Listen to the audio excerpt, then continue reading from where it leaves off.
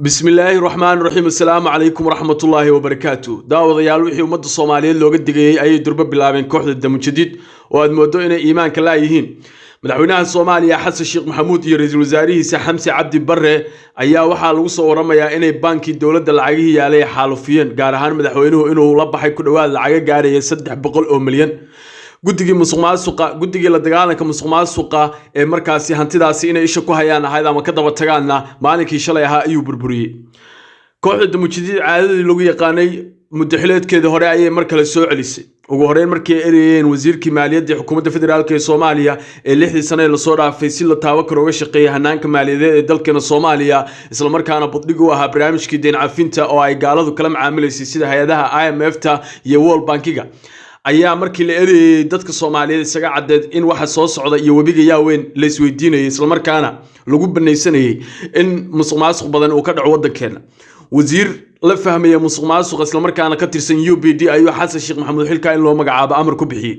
waxa la soo warinayaa safaradii malaayacniga ahaa ee ugu dambeeyay safarka Uganda uu ku aaday hadda ee maalinta qaranka Uganda uu kaga qayb galayo dabaaldegeedu ka qayb galayo iyadoo ay dalkii dagaal ka socdaan loona baahnaa in shaqada u taalo gudto waxa la soo warinayaa inuu safarada beenta uu ku lunsaday lacag gaaraya 300 milyan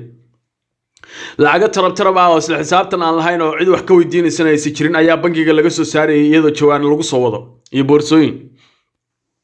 waxaana la soo warinayaa lacagaha ilaa haatan laga baxay banka dawladda inay 300 milyan ay kor u gaarayso kharashaadka safarka madaxweynaha waxa ku filan 100,000 xataa safaradan waa kuwa ka baaqsan karo oo maalayacni oo wadankan waxba soo siyaadi karin waxaana xogtu ay sheegaysaa inuu la ogyahay wasiirkiisa koowaad ama ra'iisul wasaaraha jamhuuriyadda federaalka ee Soomaaliya Xamse Cabdi Barre oo ah isaguna shakhsi ka tirsan xisbiga Damujadiid si kastoo ahaatada musuqmaasuqi ay ka digayeen madaxweyne Farmaajo iyo wasiir Cabdiraxmaan Ducaale Beyle markii ugu horeysayna dad loogu xiray dalka Soomaaliya shantii sano ee la soo dhaafay mudaxileedka ay hayeen iyo hantidii umadeed ay ilaalinayeen waxa bedelay 70 jir waxa arka jariifaya isla markaana adduunkiisa iyo aakhiradiisa aan u baqayn mudaxileedkiisii hore madaxweyne Xasan Sheekh Maxamuud goobihii danta guud ee qaranka ee Soomaaliyeed intoodii badneed hoteelo ayaa laga dhistay waana la boobay waana la caabirtay dhulkii aadan cad international uu ku fadhiyayna bugcada yariisa ayaa laga reebay mudaxileedka haatanna wixii wax leeg ay ku wadaan kooxda Damujadiid waxaana la soo warinayaa inuu rabo kharashaadkii lacagii uga dhumay doorashada hawlka fiisiyooni inuu ka soo celiyo hantida ummadda Soomaaliyeed arintani ayaa dhibaato ku keeni karta habu socodkii deyn cafinta iyo sidoo kale hanaankii wanaagsanaa ay wax ku socdeen mushaar bixintii joogtada ahayd waxaana dhici karta ayaa la leeyahay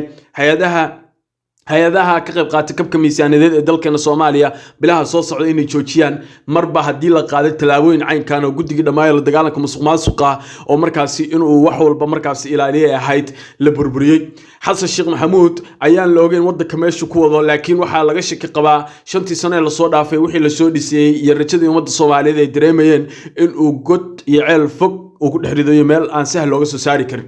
siday tahay daawadayaal loo joogay lana arki doonay halkay wax ku dambeeyaan laakiin xaalku ma ahan mid wacan fadlan muuqaalkan si share garee gaarsiin ummadda Soomaaliyeed si ay ula socdaan waxa wadankoodu ku sugan yahay iyo marxaladaha walaaca leh ee dalkeena uu waajahayo Allahna samata bixiyo